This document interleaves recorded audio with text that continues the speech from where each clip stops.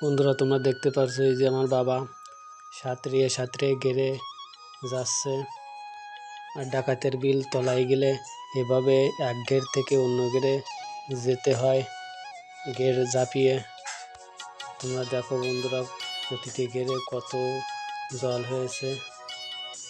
এই যে এক গেড় ঝাঁপিয়ে এখন অন্য গেড়ে যাওয়া হবে।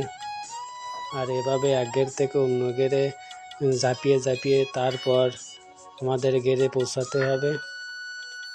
আবার অন্য একটা গেড়ে নেমে যেতে হচ্ছে। আমরা মূলত গেড়ে খাবার দিতে যাচ্ছি মাছের। চারদিকে শুধু জল আর জল, কোনো জায়গা মাটি দেখা যায় না। এই যে বন্ধুরা, এভাবে সাঁতার কেটে যেতে হচ্ছে। এখানেও অনেক গভীর, আর এজন্য সাঁতার কেটে যেতে হচ্ছে।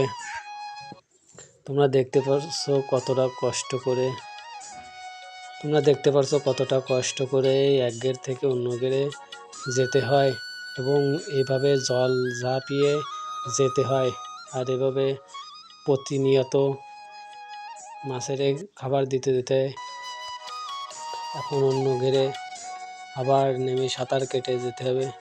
এভাবে 5 থেকে 6টি ঘের ঝাঁপিয়ে আমাদের সেই মূল ঘেরে যেতে হবে। তোমরা দেখতে পারছো কতটা কষ্ট হচ্ছে ভিডিওটা করতে, তারপরও তোমাদের দেখানোর জন্য এবং এই জলাবদ্ধতার বিভিন্ন অসুবিধার জন্য তোমাদের ভিডিও তৈরি করা হয়েছে তোমাদের জন্য।